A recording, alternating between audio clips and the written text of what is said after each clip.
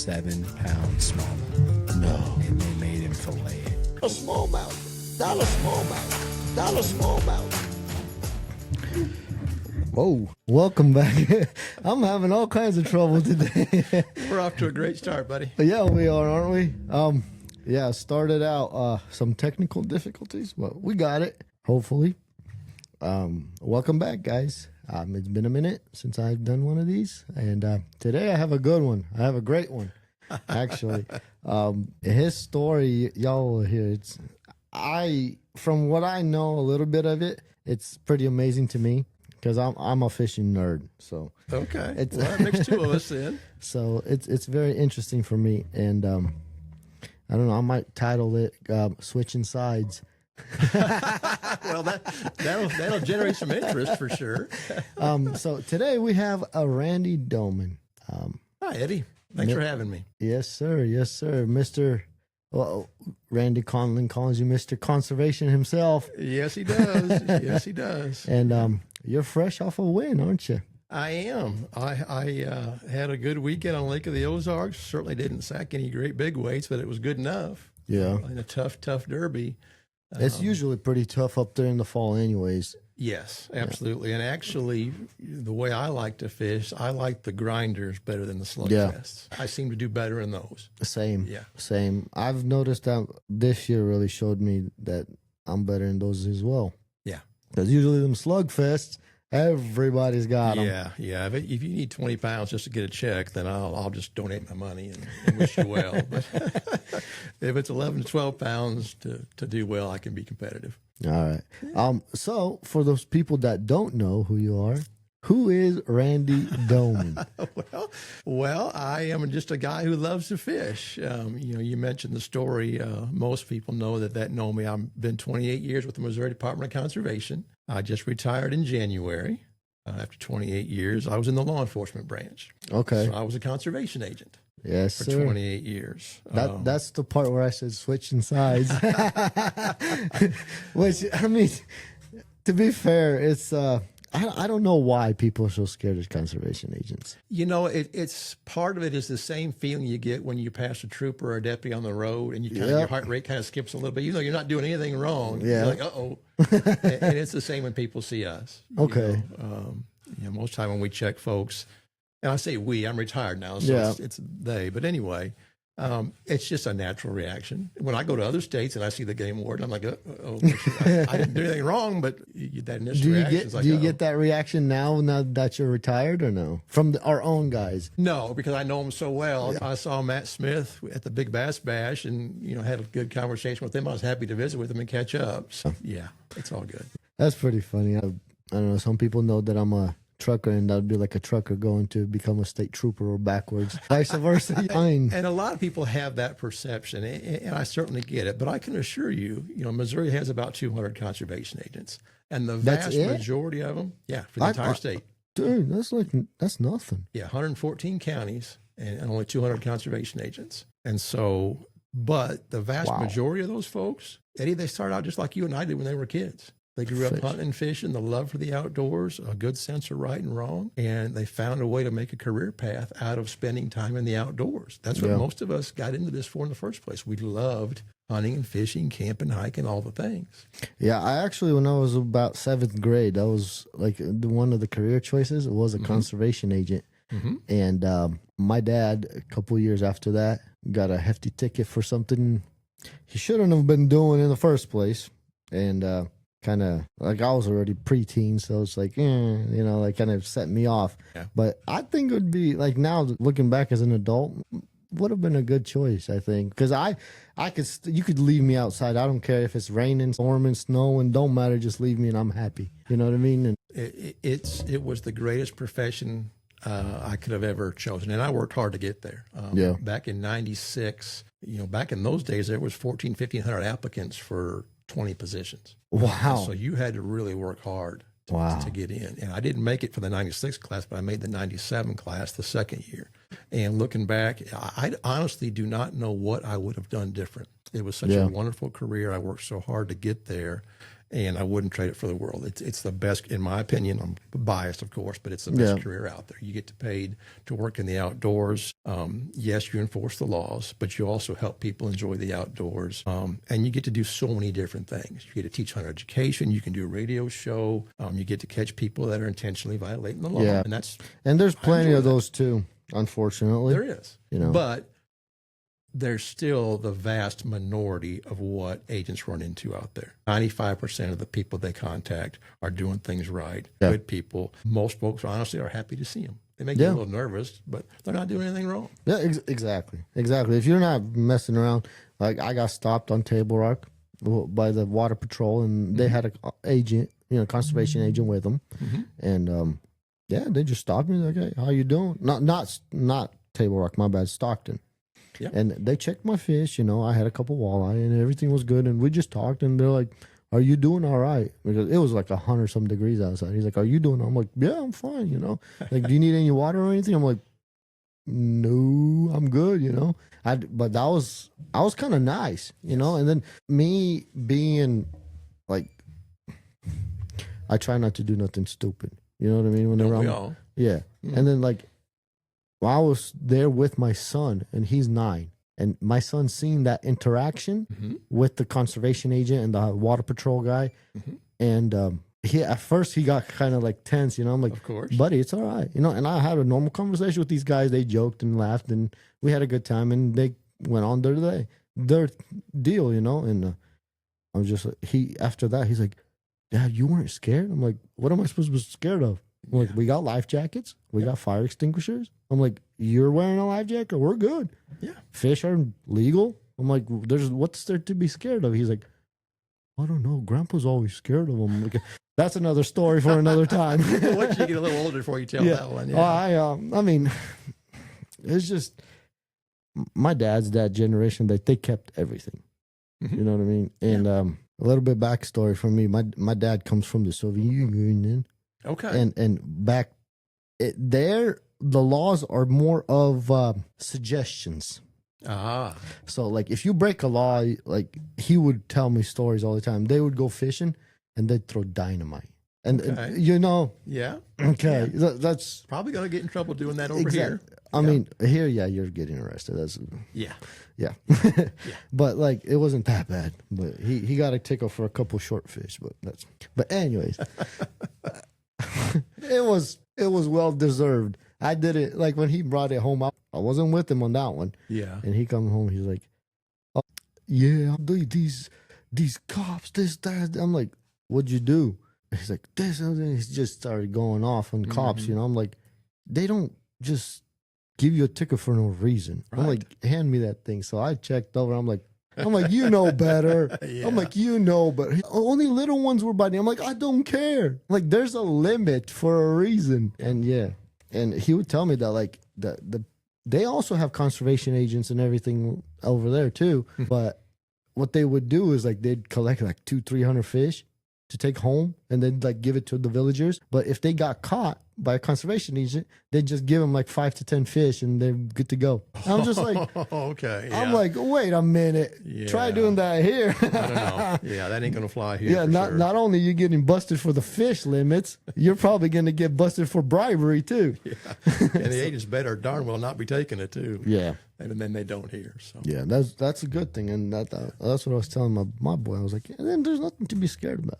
And it's funny you mention your boy, because when I was a kid, I would hunt with my dad and my uncle.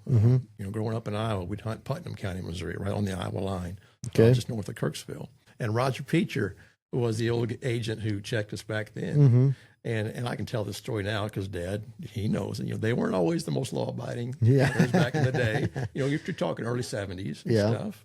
And the deer population wasn't as good either. That's right. That's right. And so just for context. but Roger checked us, and he was very professional. He'd do his job, but he was very nice, very professional, presented a great image, and that actually partly inspired me to want to do what he did. Gotcha. Well, that's awesome. I'm sure I was probably nervous getting checked and that sort of thing, but he left such a good impression. That's good. When I was a youngster, that that's what I said. That's kind of what I would like to do growing up. You can get paid to do that. And the best part of this story is, so when Roger was the agent back then, he ended up resigning for a while, went to sell insurance for a few years, and then decided he made a mistake and wanted to come back and be an agent again. So in 1997, when I went through the Agent Training Academy, I went with my buddy Roger Peacher for his second time and my first time. The guy that checked me as a kid and my dad, we went through the training academy together in 1997. That's pretty cool. It was awesome. He was such a wealth of information and kind of mentor to me when I was starting out in my career, 28, 29 years ago. That's awesome. And okay, so during your conservation agent years, did you have a lot of time to fish, or was it a pretty stacked schedule? So we have time to fish and hunt during the week and outside of the major seasons. Okay. And so, people think that would make sense. Yeah. People think when you're an agent, all you get to do is hunt and fish. Well, no, it doesn't work like that because when deer season rolls around, you're working. Oh yeah. I bet You're going from daylight to well past dark. You may be working, deer doggers in the morning or responding to complaints first thing trespass at 7 o'clock in the morning, and then you're working spotlighters till 2 a.m. or 3 a.m. So you're going. But you have time during the week, and you occasionally get a day off. It's the phone that gets you in that job because it never stops ringing. Gotcha.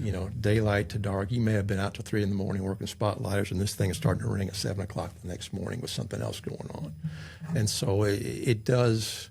Those men and women earn their paycheck. I guarantee you. Most law enforcement officers don't have a cell phone that's available to the public. But our agents do. And really? Imagine having your cell phone available to the public. So you don't have like a central dispatch like the police officers do? Nope. No, we're spread so thin around the state like that each agent has their own cell phone that's available to the public. Man, I was not aware of that. Mm-hmm. That's crazy. Yeah. Which is, it's a blessing and a curse. It's all because you may get the right phone call, say, hey, I just saw this guy shoot 3 turkeys off the road or whatever the case may be. Okay, I'm on my way. Yeah. Or you'll get 20 calls by, hey, there's a dead deer in my yard. Can you come get it? It's all of the above. All right. If you don't mind sharing like some of the like a craziest story that you've encountered, like maybe, I don't know. Well, your TV conservation agents kind of situation. I had the one that really sticks out to me was my first or second year as a conservation agent in Ripley County in Donovan, Missouri. That was in probably fall in 97. 2 o'clock in the morning, my phone rings, of course, young agent, what's going on? The spotlight calls, all excited. And this lady calls me and she's like, man, I got snakes coming out of my ceiling.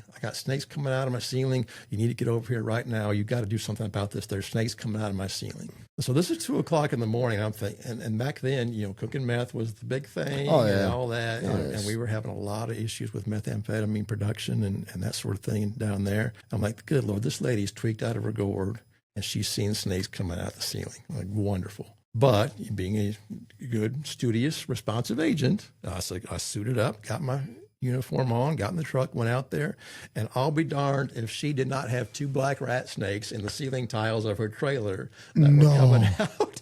Yeah, she wasn't lying. They really were. And so, I'm up there with a ladder trying to catch these stupid black rat snakes that are in her ceiling to get them out of her house at 2 o'clock in the morning and thinking, okay, this is not what I signed up for. Wow. Well, no, I'd be freaking, I don't like snakes. That's a big no-no for me. I'm usually, I'm good with creatures, you know what I mean? Different, but snake. I'm not a big fan, but luckily they were the non-venomous kinds. So we made do and got one of them. Actually, I couldn't catch the second one. He was too far back, but the deputy got it the next day. So together we took care of her and helped her out. Yeah, we was working, this was years ago, but we was working a siding job up by Sedalia, a little north of Sedalia, and out in the country, this home, when we went to rip off the soffit, and one of the guys, like I was on the ground cutting stuff, and he rips the soffit and snakes. There's a nest of snakes just falls. We're like, yep, we're done. We're done for the day. So we called the supervisor. We're like, yeah, we need you here. I'm like, we're not climbing back on until something happens with all these snakes. Yeah, I don't blame you. I don't know. I don't remember who he called, but somebody came out, like an exterminator kind of person came out, and this was already, we were gone. Because that happened, it was around lunch. I'm like, I'm not coming back. That's too many snakes for me. I'm like, you're on your own. Huh? Yeah, I'm like, And then he called me. He's like, okay, you guys are clear. I'm like, okay. So we came back and there was no snakes, but there was snake skins all over the place, and it was creepy for me. I'm not. So that poor lady. Yeah. Can you imagine waking, like you get up and then at night to go like to the bathroom with a drink of water, and you look up, And I've had other similar calls like that where I remember one, it was an elderly lady, and she was having some mental issues, bless her heart. Yeah. She was talking about snakes coming out of her, outlet, the sockets, and where she was, she was certainly hallucinating and seeing that. But in her mind, there was no convincing her otherwise. There were snakes coming out of her. Wow.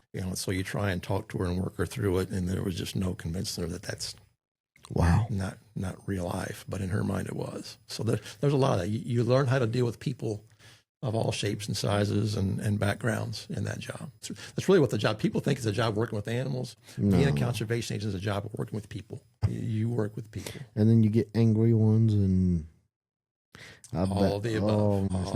I could just imagine, like, just think, like, I have a friend that's a police officer, and he says how many times he gets cussed out during the day during traffic stops. Yep.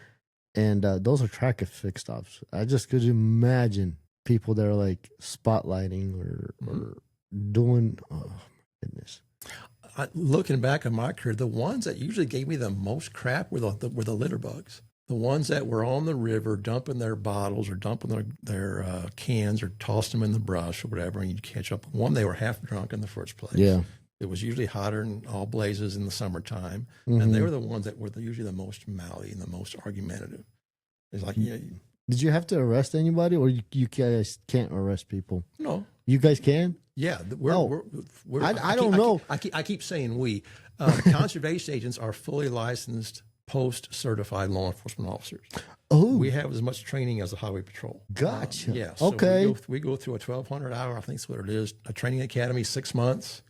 And our agent trainees stay at the Missouri Highway Patrol Academy with their Highway Patrol recruits. And so our training overlaps in some ways. They teach us traffic law, and then we have a separate part of the training for, vehicle operation, hunting and fishing regulations, animal identification, pursuit driving, firearms qualification, defensive tactics, all things. But our agents are highly trained law enforcement professionals. Wow. But that's not the public perception. I know. That's crazy. I know. More people need to know about that. They do. Maybe they won't be doing so much stupid stuff. Well, the thing is, from an agent's perspective, and this is what I always tell people, we see people out and about, usually in the middle of nowhere, long ways from backup, and every one of them's got a gun or a knife. Yeah. And when we see them, the agent, usually their first response is, hey, are you having any luck today? Most law enforcement officers, their situations are not like that. They see somebody with a gun or a knife, that is drop the gun, show me your hands. And we go into that situation trying to make it a friendly, positive encounter, not knowing if that person has a warrant for his or her arrest, if they've just done something criminal and they're afraid they're going to get caught, if they're tweaked out on something, because we see all the above. So you walk that fine line of being professional and courteous and respectful, but ready to flip the switch if something goes south in an instant, which it can in that line of work. And usually when it does, you're a long ways away from backup. Wow. I'm glad I asked you that, because that's a lot of cool information. I mean, for me anyways, like I said, I'm a fishing geek. Yeah. I geek out on fishing, and I like to know, like, I really like history, and I like law enforcement, and I like military stuff, you know what I mean? And like stuff like that really kind of, I don't know. Like I said, I geek out about it. So for me, what you're telling is like very fascinating. I mean, that's pretty. What do you think stands in the way of like getting more conservation agent, or is there not really a need? What do you think? Oh, there's certainly a need. Because I'd say so. 200 for the whole state of Missouri. That's I mean, there's more cops than that in just Nixa. Yeah, exactly. You figure an Maybe entire not, but- county has one, maybe two agents. The busier counties, the more urban areas, the ones with bigger lakes may have two agents. The rest of them have one. And so in order for an agent to be successful, they have to work with the public because they don't have enough eyes and time to be everywhere they need to be. What's, I think, in recruitment is certainly down from what it was 28 years ago in all law enforcement professions. Yeah. And you imagine, some of the media scrutiny, the public attitudes towards law enforcement have changed in 28 years. Yeah. I don't think it's a stretch to say it's less respectful than what it used to Unfortunately. be. Unfortunately, but that's a reality. It is. It is. You know, that's crazy. It's just the disrespect towards law enforcement right now. Yeah. I don't know. It straight up pisses me off. It really does. I can't stand it because I deal with law enforcement. You know what I mean? Being in the industry that I am in, right? I deal with law enforcement, and a lot of the times, I was driving through Wyoming. Mm-hmm. They pulled me in to do, just a checkup. Check station. Yeah, it's a weigh station, and they pulled me in. They're like, "Hey, bring in your paperwork," and I was respectful. I was like, "Here's my driver's license. Here's my all the paperwork." They're like, "Okay, cool. All right, sounds good. Where you going? Where you coming from?" I told them. They're like, "You doing all right?" I'm like, "Yeah. Have a nice day."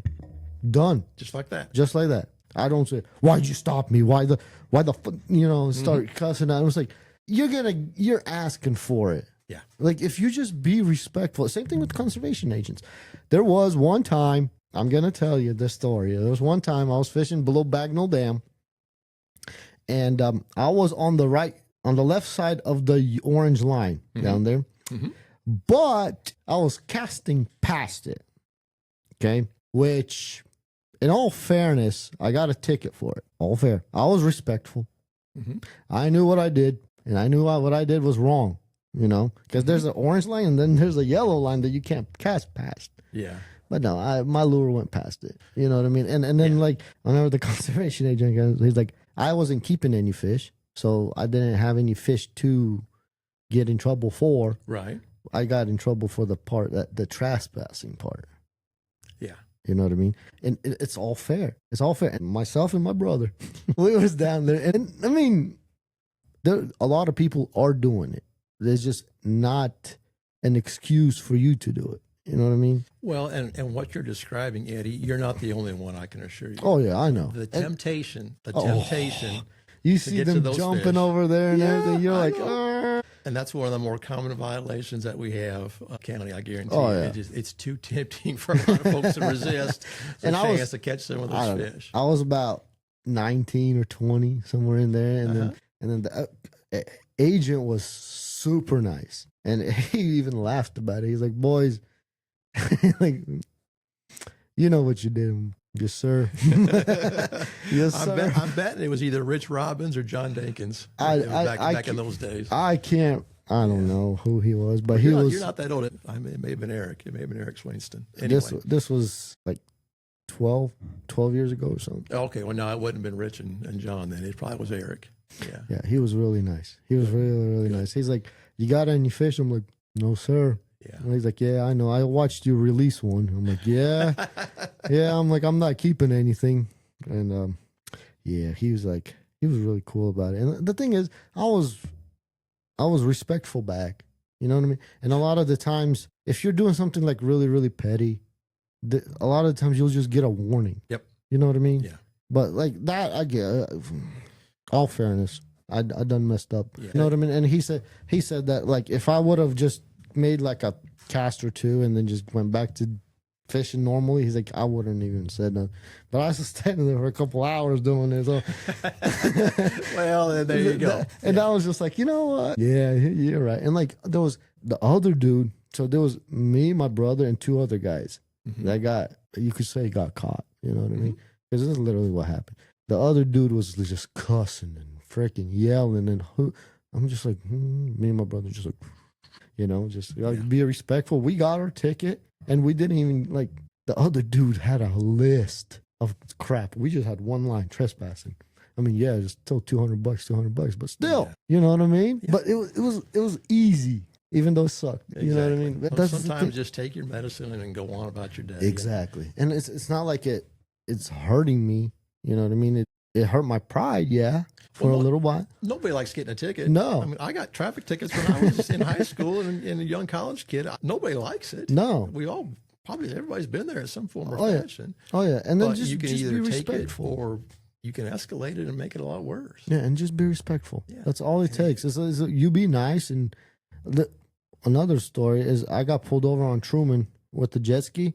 I literally bought that jet ski that day. I have not even put the stickers on yet. Mm-hmm. And I got pulled over, and he's just like, I was respectful and I was honest. You know, I was like, I literally bought it today. I have all the paperwork, all the proof, everything.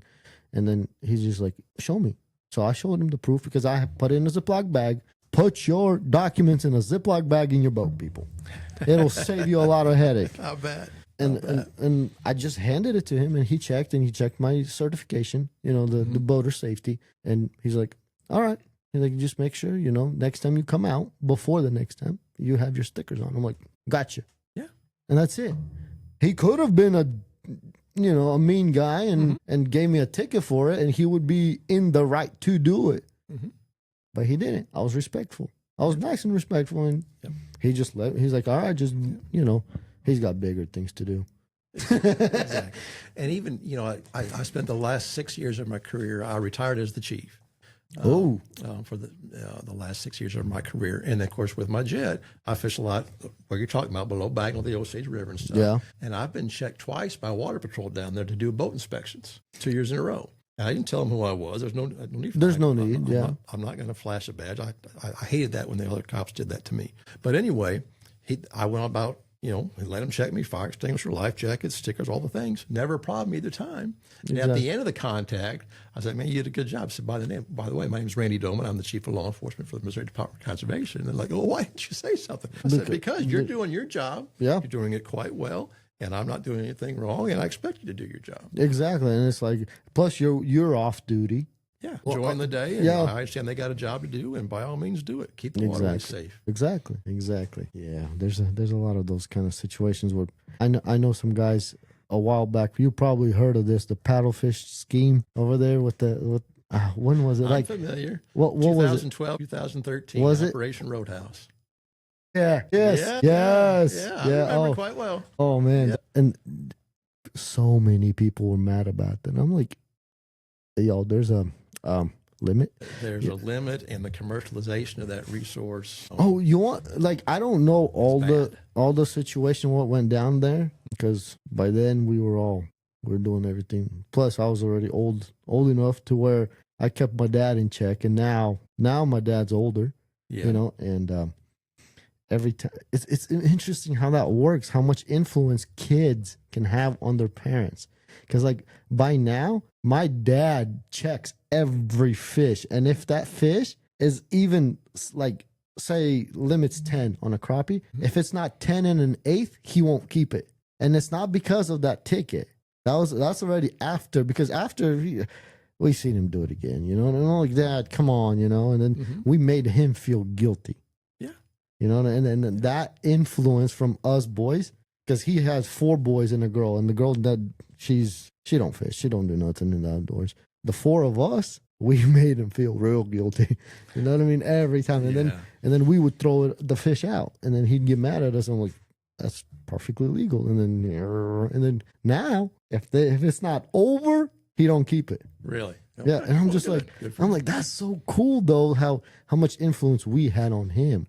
You know what I mean? And like everybody influenced kind of each other. And already at that time, whenever the Roadhouse deal happened, my dad was pretty straight. And when it came to paddlefish, I don't like it. Me personally, like the taste, I don't like it. Yeah, you gotta cook it just right. And so I don't even fish for it. I will if I have like a friend come over and like they just want to go catch a big fish. I'm like, you got to keep it, right? I'm like, if we catch it, it's coming home. There's no releasing. Yeah, we'll eat them. Okay, all right, you said it. We'll go. You know, they're fun. It's a fun fight. I'm not gonna lie. I can imagine. Yeah, it's a really fun fight. And plus, like whenever I take my friends out, we'll use bass tackle. We don't do none of that. Oh, so you really got a good fight on your hands. Yeah, it's fun. And plus we try with live scope. It's so hard. Holy mackerel, is hard. Yeah, it's insanely hard. Really, it's not your bass. So I'm going off big time. So like on your bass, right? Your bass is swimming right here. If you land right here, he can see it and move to it. Or you land behind him, he might see it. He probably not, but if you land on top of him or something, little fish, they're mostly always swimming. Always move. You have to land so perfect because they will not react to your hooks to where you hook them. So many swings and misses. Ridiculous. Really? Last year, I took a friend out. It took us 6 hours to hook one. Oh, Eddie. Yeah. There's guys that have gotten really, really good with that technology and snagging paddlefish. I can tell you, they've gotten really good at it. Yeah, not me. You're not there yet, huh? Okay. No. Well, there's guys that will limit out multiple times during a day with their clients doing that, live scoping and snagging. Really? Yeah. It's like anything else. You put the time, effort into it, and you can get pretty good at it to where they're pretty deadly. Yeah. I'm not a snagger, so but when I fish below Bagnall, that shouldn't be good for the paddlefish, is it? Well, that's the ongoing debate. Is it having a negative impact on the population or not? If I'm not mistaken, I did some research on paddlefish back in school. It was one of my reports.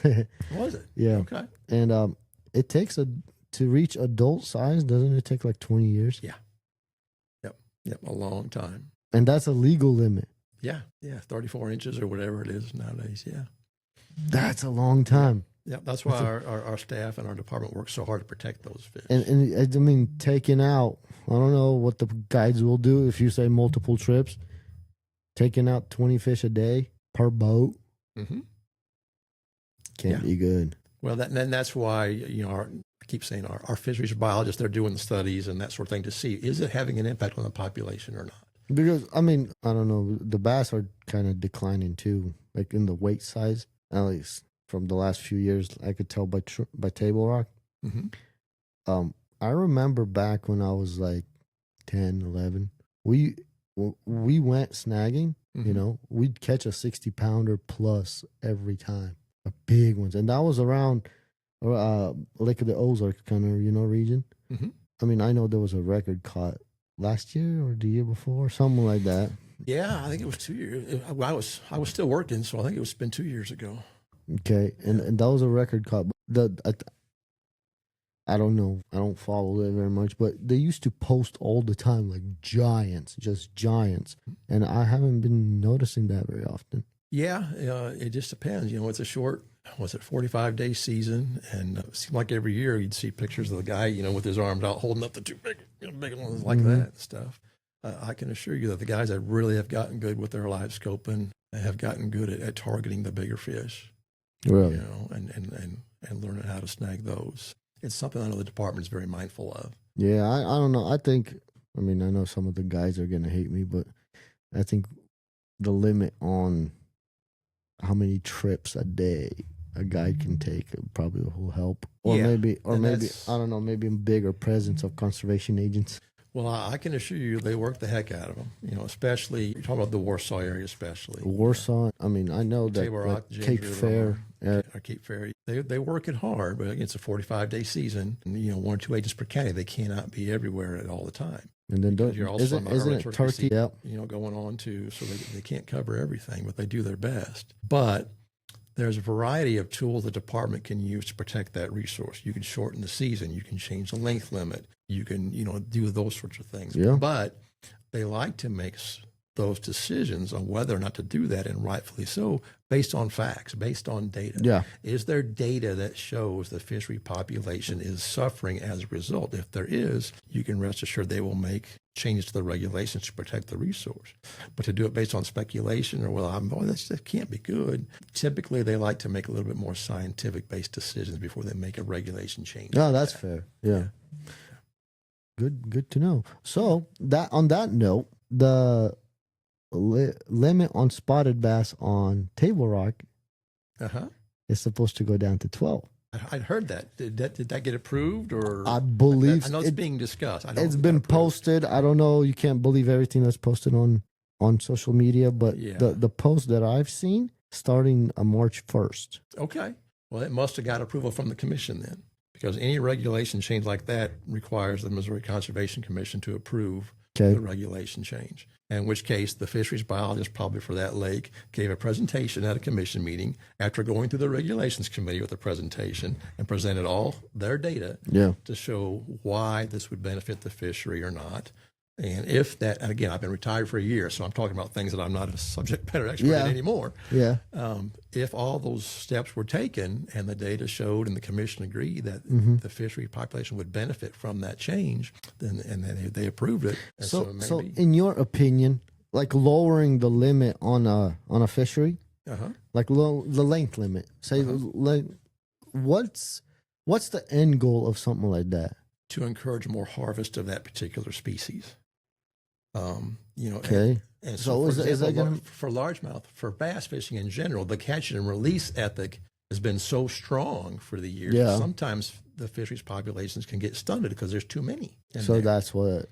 Well, and with spotted bass will too. compete with largemouth. That's as true. well. And sometimes they can be more prolific than largemouth. And so if they're being protected until a 15-inch size limit, that's a big spot. They may be, and they're so much fun to catch. Trust me, I love big spots. They're a blast. But if they start out competing in the largemouth and taking over the habitat that the largemouth typically, utilize, that may be a cause for concern. Yeah. And table rock is such an exceptional fishery where they got all three species right now: largies, smallmouth, spots. And come winter, like during the winter, you catch all three, and they're big.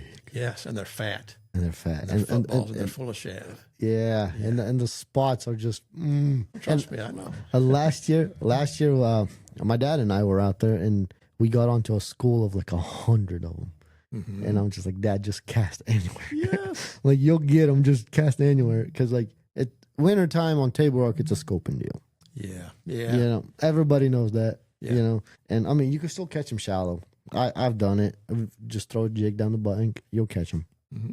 Or a rock crawler, you'll catch them. But if you want to catch numbers, you're scoping.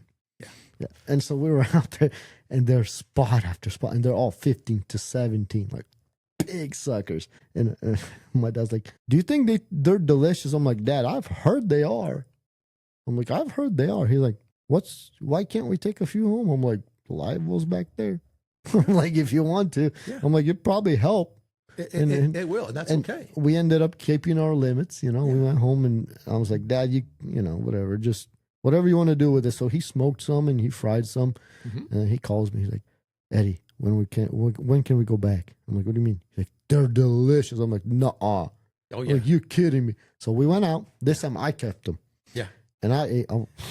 Yep, we're keeping spots. They're delicious. I don't care what they're. And at first, whenever I was filleting them, I'm like, "Oh, it's a bass." I'm like, "Oh, I know. that catch and release ethic that's been so ingrained in all of us." Yeah, but I do the same on the Osage River. I don't fillet the 15s, the bigger ones. Mm-hmm. But if I want to mess a fish, I'll fillet some 12 to 14 inches. To feed the family, and they are fantastic. Oh yeah, it's not quite like a walleye, but pretty close. It's a thicker white meat, and it's delicious. I think it's like the way I would describe it. It's like a mixture between a walleye and a crappie. Mm-hmm. Yeah, I think it's like right in the middle. Yeah, and it's so good, and it's not as gamey as the white bass. Correct. I don't like the white bass. You got to cut the red meat out of the middle of the whites. Yeah, and that's too much work. They're better that way. Yeah, and I like me some spots though. They're pretty good. And then like on Table Rock, minimum length is 15. So you catch them. There's a lot of meat. That's personally. I'm not speaking on behalf of the department. Personally, there's a part of me that's a little sad to see that because they're so much fun to catch. My gosh, a 15-pound spotted bass is just a blast to catch. And they're like 2 to 2.5 pounds a piece at 15 inches. And they're usually more aggressive too. They're easier to catch usually. Oh yeah. Yeah. So part of me was a little sad, but I get it. I understand the science and the biology behind it. It'll be easier to keep a limit for the tournament. Yeah, a limit of 8 pounds at best. I mean, sometimes it's just filling out that limit and just like, whew, I got 5. Speaking of that, you don't know how hard I worked on Sunday for the Solo Pro Championship to catch me a 12-inch spotted bass on Lake of the Ozarks. Really? Because I had my 4 largemouth keepers by 9 o'clock on that Sunday this past weekend. And that bite shut off. Yeah. And I tried so hard. Like I knew I needed one more to have a chance at the win. And I could not for the life of me catch a 12-inch Kentucky on that lake. We're not going to go too technical into everything because I'm under a no information right now. Oh. Okay. So like it's... So we can't talk fishing? Are you kidding me? We could talk fishing. I just can't talk realities on Lake of the Ozarks. Oh, okay. Because I don't want to get you in trouble. No, you're good. You're good. We could talk fishing. We could talk Lake of the Ozarks. It's fine. It's just I can't know baits. I can't know areas. You know what I mean? Good to know. Stuff like that. And that lifts tomorrow. We recorded a day early. Yep. And I mean that's fine because starting tomorrow I'll be on Lake of the Ozarks for the next 4 days. Fishing. So what is at the OMTT championship this weekend? Championship. Okay. Yep. My brother and I made it 11th place AOI. Good job. Good job. Kind of had a good year this year. Yeah. Speaking of your brother, I saw another Timacek signed up for the solo series. Is that your brother? That's my brother. Yep. Okay, so you're both fishing it next year. Yes, sir. Couple hammers to and he's the one that I made it with. This 2 years in a row, and we were top 15 both years. Nice. He's a hammer. Nice. He is good.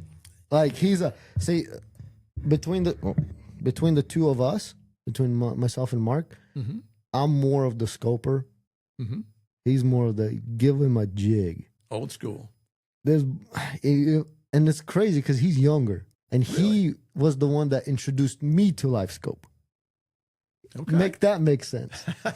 And I'm just like, so get this. Last year we're fishing Table Rock because he doesn't know Table Rock that well. Mm-hmm. They just moved. I mean, he moved a similar time, but he lives in Stratford and he goes to either Stockton or Lake of the Ozarks. I live in Nixa, so naturally, right. Table Rock's 45 minutes from my house. Yep. And that's your home water. Oh yeah. Yeah. It is now. Yeah. And him, like, we got to fishing together, and last year he's like, "Yeah, I want to learn Table Rock more." I was like, "You're welcome. Let's go." So we made time to go, and I'll be out there, and I like to fish bluffs a lot. I don't know why, but I do. Mm-hmm. And I'm fishing the bluffs, and scoping the bass, and we're catching 3 to 5 pounders. Like, nice. It's nice, it's a fun time. And he's like, "I'm bored." He picks up a jerk bait and just casts to the bank. I'm like, right there on the screen, a big blob. Nope, he's sitting there jerk baiting. And next thing you know, here comes a 3-pounder. I'm like, all right, whatever. I'm like, you do you, buddy. Yeah. There's still, and I don't want to sound like a certain very, be careful what I say here. There is a certain enjoyment to not knowing what's out there and just fishing old school. Just old school fishing. That's what There's a certain. It's true. To that. It's true. I got into glide bait fishing last year, and oh my goodness, talk about uncertainty. Kathy, I mean, I do scope them sometimes, but that's not very often. Most of the time, I'm either fishing docks or laydowns or something. And then it's so crazy to me when you have like about this much water, you cannot see the fish. Absolutely, you cannot. And then here comes this glide bait. And all of a sudden, there's a giant shadow out of nowhere. And I'm like, where were you? Where did you come from? Mm-hmm. You know what I'm saying? Like 2 foot of water. I could see the rocks. Yeah. Like, where were you hiding? Yeah. And it's not like he's coming from here. He's coming from behind it. I'm like, did you just come out of a cave? You know what I'm saying? And it's so cool. I don't know. Glide bait fishing, I've picked it up this year. Yeah. And I've already caught a couple key fish during the tournament with it. Good for you. I have not done that just yet, but I know a lot of guys that use that not only to catch fish, but at least to find them. Apparently it draws them out to where you at least see where they're hiding. And the craziest thing, the bigger the bait, the more drawing power, the more you'll see. Really? Yeah. It's dumb because we're going up there and I'm going to be practicing with the glide bait because I want to see where the fish are at, right? Right. I'm going to be throwing a big old 9-inch glide bait. By about 10 o'clock in the morning, my arm's going to be falling off. Yeah. And it sounds dumb. And then, I mean, Lake of the Ozarks, I love it because, excuse me, I go back to fishing shallow. Mm-hmm. And this year during the solo series, I made 4 top 10s, three top 10s. Three or 4. You had a good year. I you did. had a really good year. I really did. I remember. I was there. and only one out of the tournaments that we fished, I fished with the scope.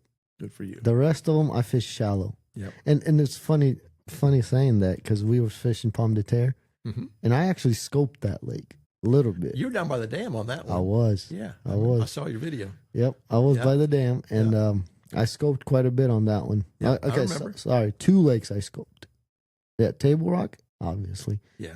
And Pomme de Terre. Pomme de Terre, yeah. You had a good finish at Pomme de Terre. You were top 10, weren't you? No. Yeah, at Pomme I got 19th, I think. Oh, okay. Yeah, I was kind of down there. And it's kind of funny because we weighed in and everything. And me and Luke talk, you know, and Luke comes up to me. He's like, how'd you do? I'm like, not very good. He's like, what were you doing? I'm like, well, I scoped by the dam. He's like, you were on Pomme and you scoped? He's like, what's wrong with you?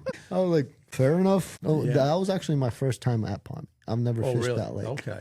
Well, there were still a few fish up in the bushes on that one. Yeah, kind of. A lot of them had pulled out, but not all of them. Yeah, I watched your video. I'm like, man, I'm a dumbass. and like you won my favorite style of fishing. Yeah, I will flip bushes, and then after that, I'm like, all right, I'm gonna do me. Forget it. I'm not gonna chase nobody's bite. I'm not gonna be, asking for nothing. And then we come to Truman. No wait, yeah, right. Yeah, we went to Truman after. Truman was after Pomme. That was June, yeah, because Pomme was May, I think. Yep. Truman was and then June. we come to Truman, and then I just stuck with the bushes and off. Yeah, top 10. And the same thing on Stockton, and the water was falling on Stockton. It was, and that's one. Looking back at that Stockton Derby, it just made me realize how much more I still have to learn, and how much. Talking fish now, to get some of that old school thinking and the old school textbooks out of your head. Yeah. Because it was miserable hot. Right? It was miserable hot. The water was dropping. Bad. It was July. Yep. And I'm like, there ain't no way on God's green earth that there's fish in 2-3 foot of water back in those pockets. Oh, crap. Yep. I was way wrong. But my stubborn hard head had me convinced that I needed to fish out deeper because of those conditions. I mean, the guy that won. Shallow did well. The guy that did win, he did fish deep. Yeah. He fished bushes, but he's got his own style. Yeah, and that's the thing that I've figured out here in the last couple of years of fishing tournaments is usually dock talking information is not helpful. It will spin you out trying to fish somebody else's style. And everything where I've done well in personally, it's fishing my style, my way. Yep. And everybody's got their own strengths, right? Yep. You know, I fished yesterday with Chris Dickherber. We fished the Angry Pirate on Stockton. He does not have a graph on the front of his boat. Really? Not there, but off. There's not one there. And he does not fish usually more than about 5 to 6. If he's over 6-7 foot deep, he starts shaking, convulsions. He doesn't like fishing. Wow. And he does well. He does outstanding because that's his style. That's what he likes to do. And he will find water to fit his style. That's what he does. And that's why he's so successful. Angler of the Year in the Solo Pro. Yeah. And Mikey fished with Mike Hamilton Jr. He has a different style. He's good at his electronics and find that offshore, isolate the stuff. That's his style. That guy. So you find your strength and your style, and you maximize that, and that's what it takes in my mind to be successful nowadays. Because I like Mike. I really do. And you know what's crazy? The 2 tournaments he won. The championship and the one before that, I was fishing no more. I kid you not, no more than 100 yards from him. Yeah. And I'm like, how on earth we find the same stuff? You come in here and just beat on them, and I can't catch crap. It's frustrating, isn't it? It's insanely frustrating. I know. And I told this story because on the Lake of the Ozarks when we fished. Out of Drake Harbor? Yep. And I love that part of the lake. Me too. Oh my gosh, it's fun. Yeah, it's so much fun because it fits my style. Yes, shallow docks. I love shallow docks. Yep. Just leave me there. You know what I mean? Yeah. And he was behind a dock, and I was pulling in. I couldn't see him, and there's boats and stuff, and he's back there, and he was sitting down. So he probably just caught a fish or something. He's doing something in the bottom of his boat, and I couldn't see his boat. And I pull on this side of the dock to fish. I see him pop up. I'm like, oh snap! I'm like, I'm sorry, dude. He's like, no, good, you're good. He's like, I'm just headhunting. This is right before he caught that 6-pounder. Okay. He's like, I'm just one big bite. There. Yeah. He's like, I'm just headhunting. He's like, I got a good limit. He's like, I'm just catching a bunch of threes and I got to throw them. I'm like, you're telling me I got 2 fish in the live well? What are you talking about? I can't catch nothing. He's like, just keep grinding. I'm like, I am grinding. I'm literally fishing exactly what you're doing. Other than I couldn't see his bait. Yeah. I don't know what he was throwing. I was flipping docks just like he was, and it drove me absolutely nuts. and then on Truman, same situation. There's a big row of brush, just tons of brush piles. Mm-hmm. This huge row of brush piles, and I'm fishing the brush piles. He was fishing way out, and he was leading. So I was like, "Yeah, I'm gonna stay off him." Right? Good man. Give him his space. Yep. And then he's like, once he got done, he's like, "Hey, come over here." He's like, "I'm done." He's like, "This spot's done for me." He's like, "If you pick one up, great." I'm like, "All right." I go over there. I kid you not. I'm like, "What is he looking at?"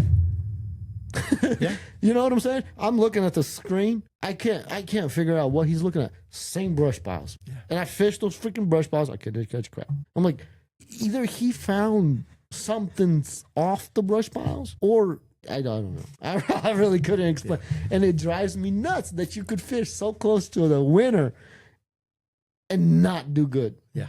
No, I get it. I know what he does. I know where he does it. I know what lures he's using to do it, and I still can't do that.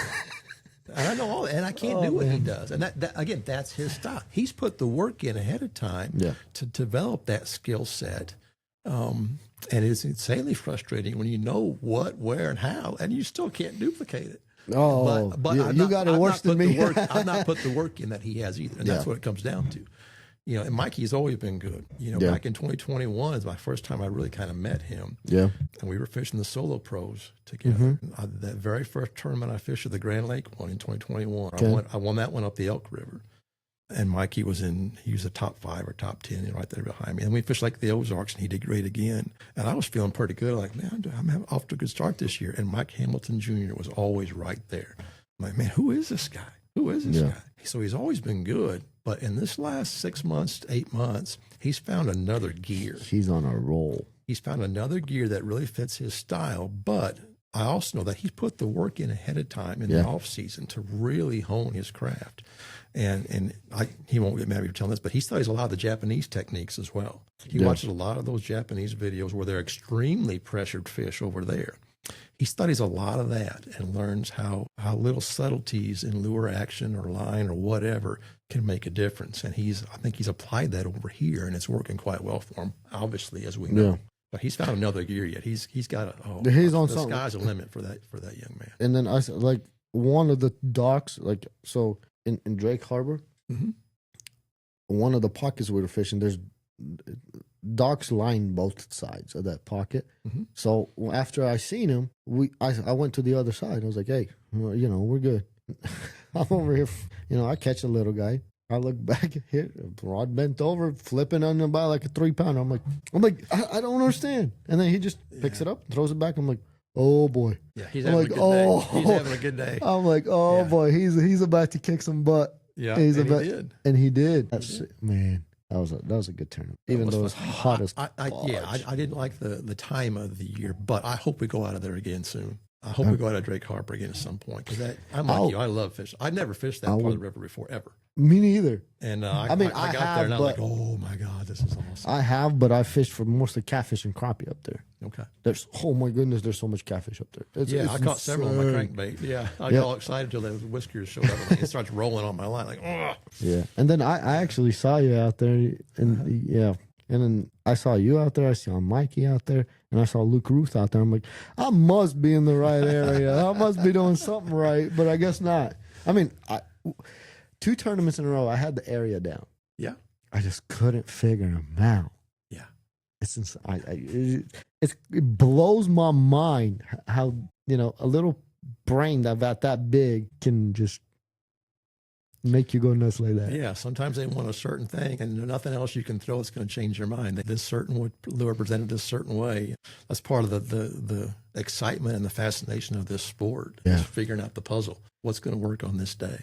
Yeah, that's awesome. I take it you're registered for next year, right? So Yeah. I didn't. that thing filled up quick. It did, and I feel bad for some of the guys that didn't get in. But when we had the championship, when they had that form there, I'm signing up because I enjoy that circuit so much. Randy's done such a good job of this will be his third year coming up. Clearly by the growth that we've seen, he runs such a good circuit. I got him I'm back really here excited. somewhere. I saw him. He walked by. I saw him. Yeah, we're gonna be on here because he's got another qualifying circuit for the solo series, For which 2027. we're gonna have our own little mini Bassmasters. Well, he's on his way. It's pretty cool though, no? Yeah, I think so. To see it fill up this quick, and I like the idea behind it because you don't want to turn anybody away, but you also don't want a giant field either where you're launching from the boat ramps is going to be a nightmare, and that's one thing. You're already stepping on top of each other, and there's so many tournaments out there right now. Anyway, every weekend you're fishing against 2 or 3 other circuits out going out of some ramp somewhere. Yep. And so I like the idea of keeping the field, relatively reasonable and manageable. And but he's clearly he's doing things right because of the growth in the circuit. And next year, as you're seeing, and with your brother in it, competition was dang good this year. It's going to be even better next year. It's going to be even tougher. It's going to be. You're going to have to work and earn it. And it's going to be the next year. same guys every tournament. Yeah. I think I'm excited more for that because there's going to be no jackpotters. Yes. And it's going to be like, if you win AOY, you done freaking beat the rest, the 100 dudes. Yeah. And there's hammers. they're good. There's some hammers in that. Yeah. That's great. That's fun. And like Randy told me, like, I'm fairly new to tournament fishing. Mm-hmm. I've been only tournament fishing for like 2 years. Okay. And you're doing great. We're just starting. Good for you. And I'm learning the ins and outs. And I don't know everybody. You know what I mean? I don't know a lot. Mostly, I just know a couple. And mostly because the only reason I knew about you is I watched your videos. Okay. And I was like, oh, okay, cool. And then I saw you on the roster. I'm like, oh, all right. I was like, okay. So, and then we got to meet, and yeah, it was pretty neat. And then whenever I was talking to Randy, I was like, I'm like, Randy, how good are these guys? And he's like, Eddie, if you only knew how many millions of dollars these guys won. I'm like, eh. He's like, there's some guys that won multiple boats. I'm like, wait a minute, time out. Yeah, you look at the Davis brothers, Jackie and Jimmy. I remember wanting to be like them 20 years ago when they were flipping their little jigs and catching the crap out of them, doing that back in the day. Them and the Eakins brothers. But Jackie and Jimmy Davis, when I saw those names, like, oh boy. Yeah. And I didn't know. And then like, oh man, Mike Fornelli. Yeah. I didn't know who he was. He's a hammer. Yeah, yeah. He's a hammer. And on Table Rock, we're sitting next to each other in one of the stalls, and I'm just chit-chatting with him. I had no idea who I was talking to, you know what I mean? And then after the fact, I did fairly well on Table Rock. And then later that year, me and Randy were doing some media stuff. And then he's like, I was talking, I was like, man, there's this Mike dude. And he showed me a picture. I'm like, yeah, him. He's like, I was talking to him. He's pretty cool, And then he's like, that's Mike Fornelli. I'm like, yeah. okay, and and then he told me, I'm like, oh, hey, he's a hammer. And then like there's a couple guys like that, you know what I mean? I mean, you've had success. You've done fairly well too. I've done well at times, but just to be abundantly clear, I am nowhere near in the caliber of some of those guys out there. There's no way. Yeah. I don't catch 20-pound bags on the regular. I don't cast checks from the regular. Yeah. I have my strengths that I like to do, and when the stars line up, I can do well, but I am not to that level yet. I mean, I have not put the work in for that. I just retired. And I used to fish tournaments 20 years ago for a little while until my kids started getting a little bit bigger. And between the job of being an agent and raising kids and, spending time with my wife and doing all that, I quit tournament fishing for about 20 years. I couldn't do both things well. I couldn't be a good conservation agent, a good dad, husband, and a good tournament angler. There's too much time it takes to do that. And so I put the tournament fishing aside. I'd fun fish. But once my kids got older and, out of baseball, out of that sort of thing, I kind of got that fire back again. And I got dumb lucky at Grand. The first tournament I'd fished in 20 years was the Grand Lake Solo Pro in 2021 that I ended up winning out of that little jet boat. And so I got spoiled. I'm like, okay, you still got it to some extent. And ever since then, it's been a roller coaster of ups and downs. It's crazy how like one tournament you'll do really, really good, and then the next one you get your teeth kicked in, and you're like, what went wrong? Look at Table Rock this year. Table Rock has whipped mine more than once, and that was a slugfest. Table Rock was a slugfest this year with the water rising in the rain, and I could not buy a stupid fish until the last half hour of the day.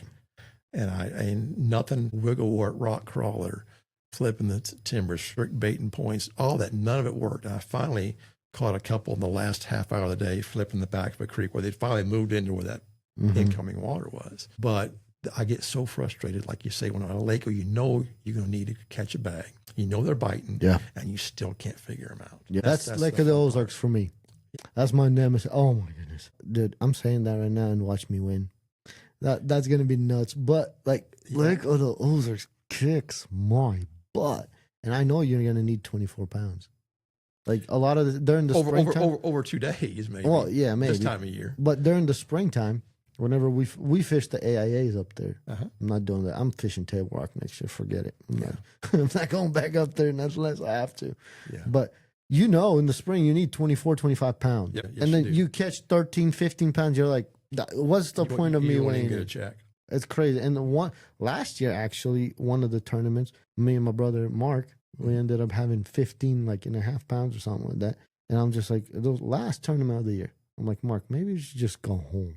I'm like, forget this. I'm like, this is stupid. We made it to the championship anyways. I'm like, he's like, nah, let's just weigh in. Okay, whatever. More waste of time, right? We pull in. We were like middle of the pack. So there's like 2 flights ahead of us, So we come in, we got up there, and he's like, leading 16 pounds. I'm like, wait, what? What do you mean 16 pounds? So we put our fish, and we had one dead one, unfortunately. So it dropped us to 14. And we still cut a check with 14 pounds in May on Lake of the Ozarks. And I'm like, something ain't right here. You know what I mean? Well, and it's crazy how that works. And like my buddy this year, during all the slugfest on Table Rock, he won with 16 pounds on the AIA. And I'm just like, that makes no sense. The day before, we had 25 pounds. Well, and I have some thoughts on that. Honestly, I think it comes down to fishing pressure. Think so? Absolutely. You fished the solo series this year. Those Sunday tournaments, by the time Sunday rolled around, your patterns that you were slaying them on Thursday, Friday, and or Saturday have gotten darn tough by Sunday. Yes, and Lake of the Ozarks has I don't know how many hundreds of tournaments they have on that lake. But those fish, especially the catchable fish, have been caught and relocated, or they've tucked back in underneath the dock somewhere where they can be left alone for a little bit. That's why you can win a tournament at times with 23 pounds over 2 days, because you catch 11 and a half a day in a smaller field, and the fish have just been beat to death. And those poor Lake of the Ozarks fish have been hammered. So their behavior is changing, and the winning weights at times of the year is tough. I mean, Michael Harlan, he's good. He's at Lake Ozark Hammer, right? He won the Angry Pirate yesterday with 12 something, and he's a 20 pound guy all day, every day in the spring. Whoa. And 12 pounds won it on a Tuesday, not on a weekend, on a Tuesday. And so the lake's fishing tough. I'm curious to see what this weekend will bring, because we got some weather coming. Hopefully that'll help. We'll see. Yeah. Well, good luck. At least with the weather that's coming, with the wind and the rain, it should help me. Yeah. It should help me in the way I like to fish. Yep, me too. Because when it's slick calm out there, whether it's clouds or sun, and it's slick calm and no wind, I can't hardly buy a fish. I cannot buy a fish. Me neither. That's a tough gig for me. But one day you'll do good. Next day you'll suck. Hey, I did have a question. What's that? Are you going to be getting out of the jet, or are you still going to still going to be keeping it around? I keep coming back to, and I have wrestled with this and talked to my wife. I've gone back and forth so many times. I'm hoping to fish out of something different next year. Okay. That being said, I live in Jeff City. The Osage River is in my backyard. All right. and my favorite thing to do in the world of fishing wise is to catch 18-inch smallmouth out of an Ozark River on a spinning rod with 8-pound line, and I need a jet to do that. Yes, you do. And so I keep coming back to the fact that, you know what? Despite the limitations of a jet, and there's drawbacks, so there's strengths and there's limitations to it. I don't want to have two boats. I don't want to maintain, a glass boat and a jet boat. And the Osage River is such a good fishery, and it's not. I've actually never got to fish it other than below the dam. Yeah, you won't like it. It's staying. Stay away. I don't have a jet. It's such an untapped, really good fishery, and it's in my backyard. That's my home body of water. And you need a jet to run it most of the time, unless they're releasing a bunch of water out of Bagnall. And so, I enjoy that so much. I just don't want to give up a jet.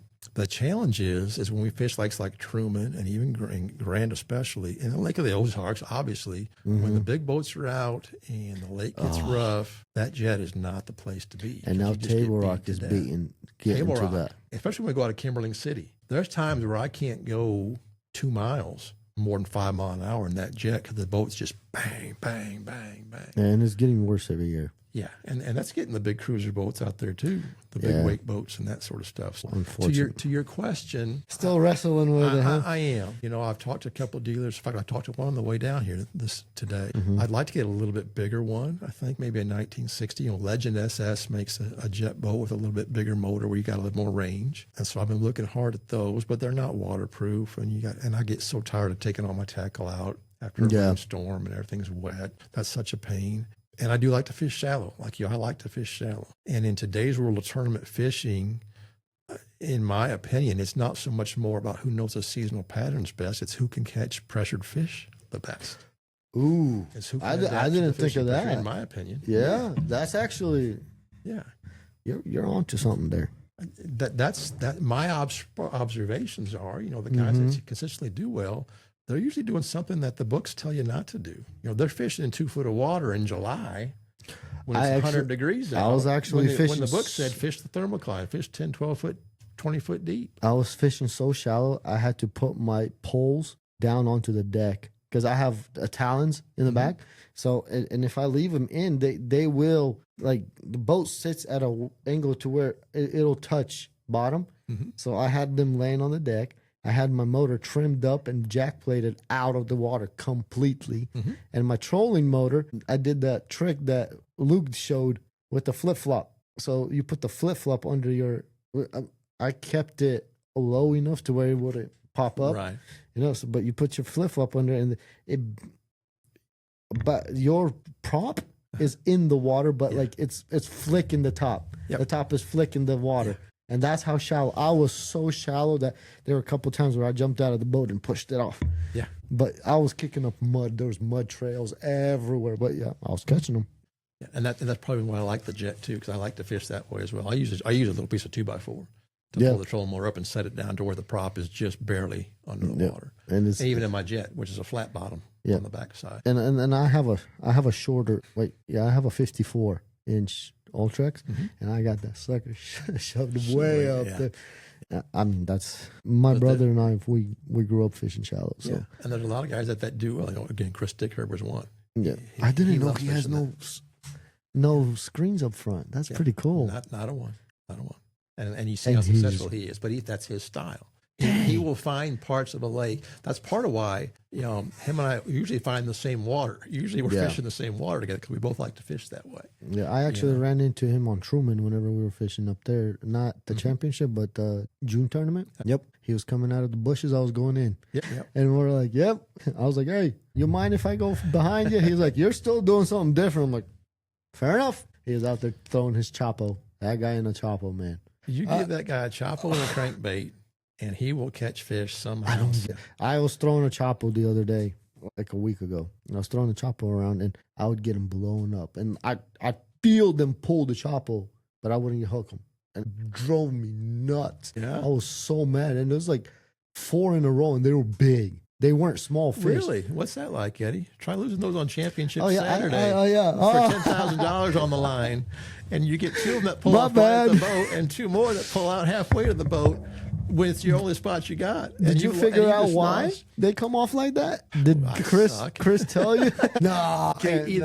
I'm probably going to give up on the braided line. it just wasn't my day. Really, I'm throwing it on fluorocarbon and it's not helping. Well, and they're notoriously bad for doing that. The choppos, the ploppers, that sort of thing. I switched to Hayabusa hooks. You know, I take the stock hooks off and use the Hayabusa, the high-dollar Japanese hooks, to try and see if that helps. I don't know if there's just not enough. There's such a big, wide bait. There's not enough gap there where the bait's getting in the way of the hooks when they're trying to mount. Or the weight of it gives them so much leverage. All 4 that I lost, they were jumping when they came off. I had one close to 5 at the boat, and the others that were every bit of 2.5 or 3. They were the good Truman, broad shoulders. I watched your video, and my heart hurt whenever I seen it. I was like, "Fudge, man!" And then I didn't know that. And then I was talking to you at the weigh, and I'm just like, yeah. I didn't know you just went through that hell. I was like, man. It was such a range of emotion because I was so happy for Mike. He'd done so well, and I was so upset with myself because I struggled in practice. I did not have much. I could catch 2 or 3 a day. And I thought, man, just grind out 5. And then I found the spot where there was 15 pounds off without having to move the boat. And I only got 2 of them in the boat. I got 2 in the boat and lost 4 others. And I didn't get spun out after that, but I was pretty much done. I had a hard time recovering, but I didn't have anything else like that. You know, and I even had Dad's boat. I had a boat where I could get some range, and it wasn't my day. Man, I'm trying this. I'm going tomorrow, and I'm trying quad hooks on the whopper plopper. We'll see. Good for you. On the I hope that works for you. I had another guy suggested I try that too. I'm gonna let you know. Okay. Good luck. If it works, you got to find something because we're not the only ones that struggle with that. Yeah, because I put quads on my glide baits and I lose a lot less fish. Really? Yeah. Okay. I actually and the glide baits are even heavier than your choppos. Yeah, it was Brad Rumfeld told me to try the same thing. He said, try those quad hooks on that and see if that doesn't help you out. Plus, the quad hook has a swivel in it. Well, even better. So they can't get as much leverage when they're shaking. Yeah, so that's why a lot of the times when I get them hooked on a glide bait, they stay because of that. And plus, the glide baits I use, the clutches, they have a swivel in them, like where the hook attaches. Plus, the quad has swivel as well. So that sucker he could twirl. So he can flop all do whatever he wants, and he's just spinning the hook around and not using the weight of that bait. Yeah, and Josh, the owner of Clutch, he told me, he's like, dude, whenever you get a fish on a treble hook, unless you're using light line, just bully them in. Don't let them flow. I'm like, yeah, easy to do when they're 3 pounds. Try doing that with a 5. You ain't bullying a 5 pound. You're not jet skiing a 5 pounder in. One of my videos that I did on the last OMTT we fished with Mark, I hooked it was like a 470 on a glide bait. I was like, that's an awesome feeling. It really is. And that one I scoped over a brush pile, so it was like, and it hit so hard it went slack. Nice. I felt the thump and it went slack. And I'm just like, oh crap. You know, so I got him. Yeah. At first, I'm like, okay, yeah, it's got weight, but I didn't think it was big, you know. So I'm sitting there grinding. When they're swimming in Georgia, you don't know. And I'm just like, hey, he's not coming up. I'm like, he's not like, usually whenever you grind them real fast, they'll come up and ski. Not this. I'm like, fudge. I'm like, Mark, I think it's bigger. And then next thing I know, that mouth. I'm like, oh crap. I'm like, no. And then, he's a heck of a net man. Oh, good. He got it. Huh? He got it. And I mean, I had good hooks in it, but like the quads. Okay. I had really good penetration in it. It scared me because whenever I saw him come up and that glide bait across his mouth, and I'm just like, oh, he's about to sling it. Yep. Oh, he's about to sling it because I've had it happen. We've all been there. And then that freaking glide bait goes, whoosh, you know, that's a heartbreak. That's a heartbreak. Yes, but yes. I appreciate you coming, Randy. That's pretty cool. No problem. Thanks for having me. No, that went pretty quick. We're still recording, right? Yeah, we're about an hour 20 in. Oh, goodness. And we ain't even talked about a whole lot yet. We're going to have to do this again. Oh, yeah. I want to. This is pretty fun. Yeah. But, yeah, I'm going to head up there, and I can't wait for December. Well, good luck this weekend. Yes, I wish you well. I'll be cheering you on and seeing how you do. And I'm like you. I can't wait for December 7th to get here either. I'm excited. And then this year, if I'm lucky, I might have my daughter as a camera girl. That's awesome. I mean, you said that in your last part. I hope that's really cool. I hope it works out too. Yeah. And December 7th is her birthday. Oh, that's lucky then. And you're going to do good then. You're going to have a good day. You know, I'm not going to. Truman is a love-hate relationship. I get it. I get it. I love that lake, but I hate it. Yeah. I love it when it's high.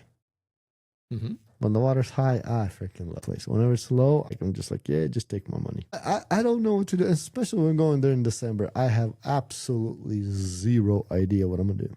I don't Even though I grew up 30 minutes from it. Yeah. I never fished it past October. So that'd be new for me too. I fished it for crappie. I could tell you all kinds of crappie spots. That place is full of big schools of crappie come wintertime. And they're big crappie too. It's a heck of a crappie lake. I wish we had more bass in it though. Bigger bass. Well, okay, I say that, but there's big ones in there. Truman's got some studs. Yeah, Absolutely. they do. Yeah, they do. Except I can't find them. So, but yeah, I appreciate you coming, Randy. You got a heck of a drive home, don't you? About 2.5 from here, so it's not too bad. Man, I appreciate you coming here though. Yeah. That's awesome. I mean, we could have done it remote, but no, studio's better. The studio is better. The sound quality is better. I like the face-to-face interaction. Yeah. And I don't trust my internet service at home that much anyway. But having the microphones makes for better quality and better production. Yeah, I appreciate it, man. I really. We're gonna have to do this again. Hopefully, we win a few. Indeed. Yeah. Let's talk fishing some more. All right. Thanks, Eddie.